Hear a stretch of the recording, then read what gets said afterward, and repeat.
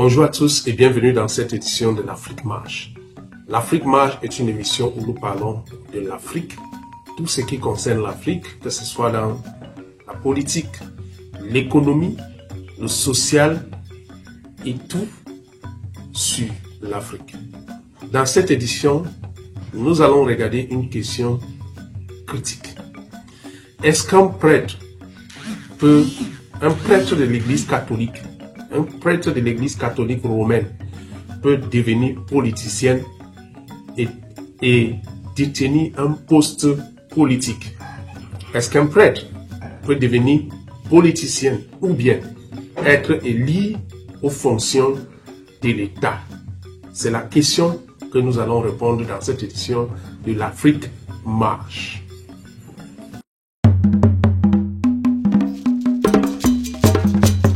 Bienvenue une fois de plus dans l'Afrique Marche. Dans cette édition, nous allons regarder une question qui se parle actuellement au Cameroun.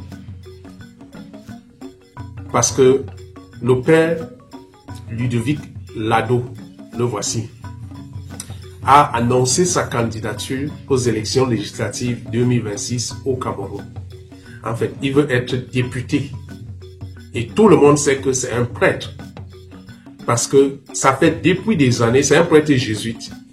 Depuis des années, presque tout le monde le connaît déjà à travers ses positions contre le régime de M. Paul Biya, qui dirige le Cameroun depuis 42 ans. Et M.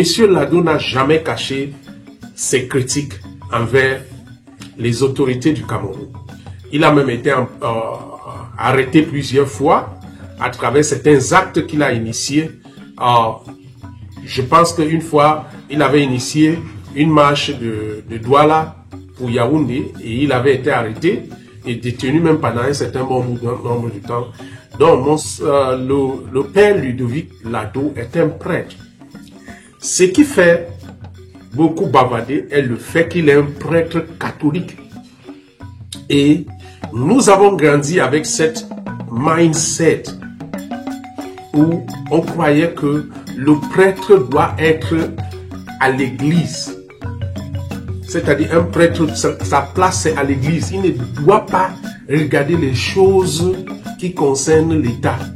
Et chaque fois quand un prêtre parle de la gestion de l'État, les gens sont comme si, écoute, reste à ta place. Dernièrement, vous savez, j'avais même fait une vidéo ici où l'archevêque de Douala, Monseigneur Samuel Cléda, avait fait une déclaration sur RFI sur laquelle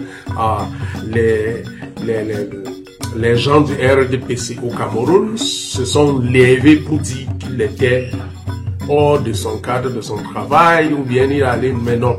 Écoutez, il y a une chose que l'Église nous demande.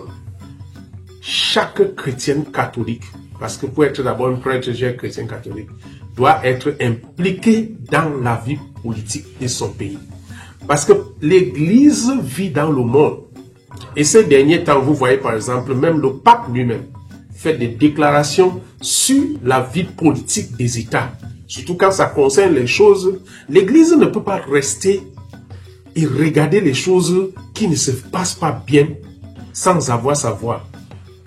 Et la voix de l'Église, c'est à travers les prêtres.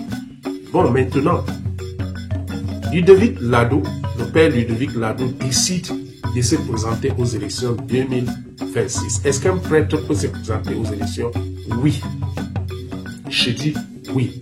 J'ai suivi beaucoup de personnes utiliser la loi canonique de 285 pour justifier le fait que le prêtre ne doit pas participer. Mais non, cette loi, sauf qu'ils prennent la première partie. La première partie de cette loi dit que le prêtre est interdit de participer à la vie politique de son pays. Ça c'est clair. Mais sauf qu'il y a une deuxième partie qui nous dit ça peut être possible avec l'autorisation de son évêque. Écoutez, comprenez très bien. Je suis un catholique et je suis aussi catéchiste de l'Église catholique romaine. Donc tout ce que je parle là, je parle avec assurance. L'Église, en mettant cette loi 285, c'était pour Vous savez, quand on est ordonné prêtre à l'église catholique, on est sous l'autorité d'un évêque. On n'est pas prêtre, juste prêtre. C'est ça qui fait la force de l'église. C'est pour ça que vous voyez, l'église fonctionne dans les diocèses. Quand tu es ordonné prêtre d'un diocèse, tu es sous l'autorité de ton évêque.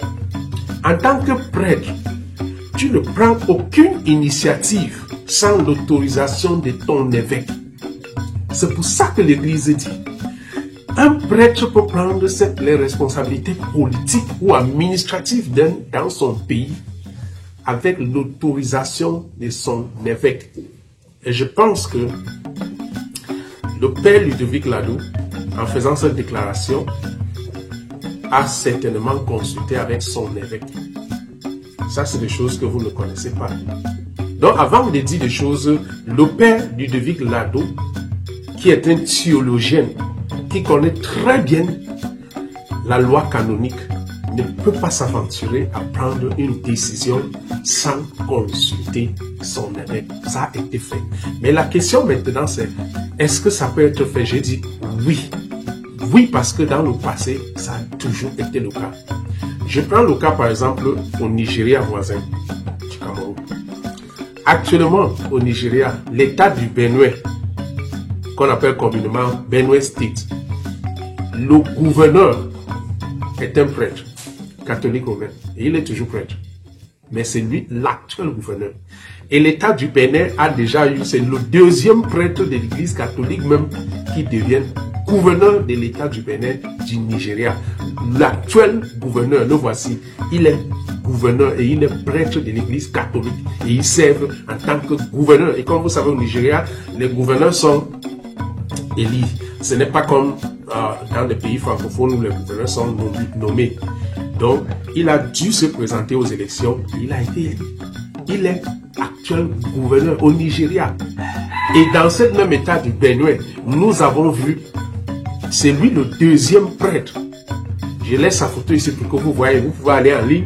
Son nom aussi est là. Vous pouvez aller en ligne parce qu'il s'appelle le père Hyacinthe Eomem Alia. Vous pouvez aller vérifier. Toutes ces informations sont vérifiables. C'est un prêtre de l'Église catholique. Donc le Nigeria, par exemple, a eu des prêtres qui ont été au poste politique. Maintenant, un autre pays africain qui a eu les prêtres qui ont détenu les postes politiques, c'est la Côte d'Ivoire. Vous pouvez aller vérifier, tout est clair en ligne. Nous sommes aujourd'hui dans un monde où quand quelqu'un vous présente quelque chose, allez vérifier, vous allez voir. Je pense que la Côte d'Ivoire a même déjà eu presque 2 ou 3 prêtres qui ont été impliqués. Je pense qu'il y a un prêtre qui a été impliqué dans la commission de réconciliation, quelque chose comme ça, mais c'est possible, ça a été fait. Un autre pays aussi, c'est la République centrafricaine a déjà eu un prêtre. Je pense qu'il a été premier ministre. République centrafricaine. Donc tout ça c'est possible. Le Congo démocratique aussi a eu les prêtres. Vous savez, au Congo démocratique, l'Église catholique a toujours été impliquée dans la vie politique. Et nous voyons même, je pense que il y a même les prêtres dans la commission électorale. Tout ça c'est possible, mais comme j'ai dit, avec l'autorisation de son évêque, parce que c'est l'évêque qui dirige ce prêtre. Maintenant, il y a aussi l'Afrique du Sud. Il y a aussi l'Ouganda. Il y a le Ghana.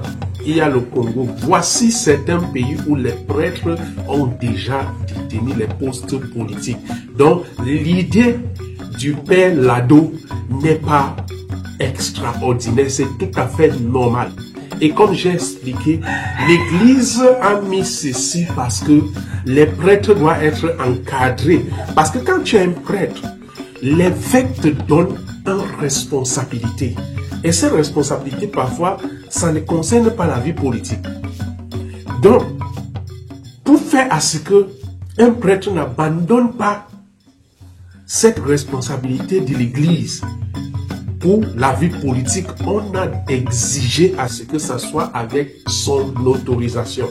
Maintenant, est-ce que quand un prêtre prend un poste politique, il n'est plus prêtre? Non, il est prêtre. On est prêtre à vie. Pour ceux qui ont déjà détenu les postes, sauf le cas de la République centrafricaine qui avait démissionné et s'est marié.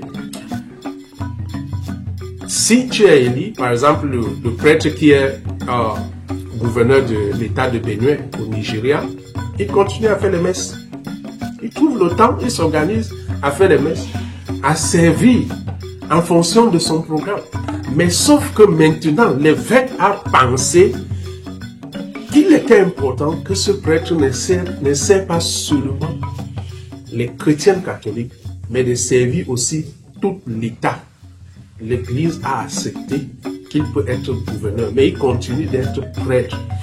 Donc, en conclusion, chers frères et sœurs, chers amis africains, il est possible que Monseigneur Lado, que le Père Lado, je vous en prie, il n'est pas encore Monseigneur, le Père Lado soit député.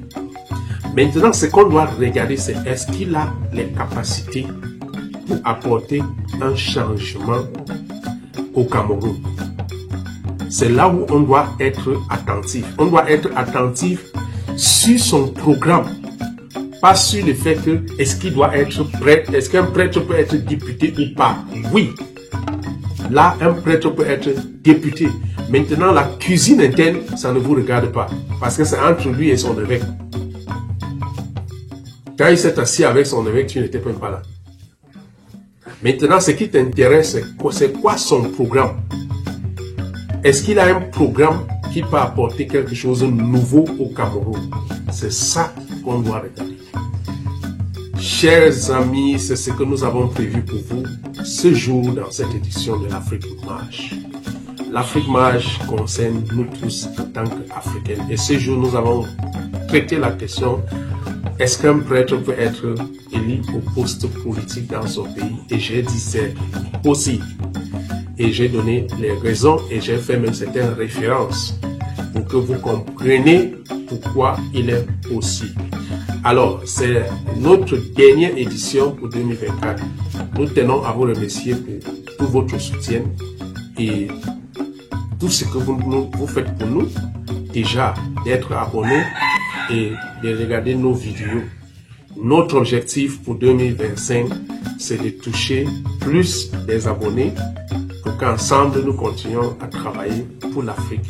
Et c'est ça aussi, l'Afrique marche.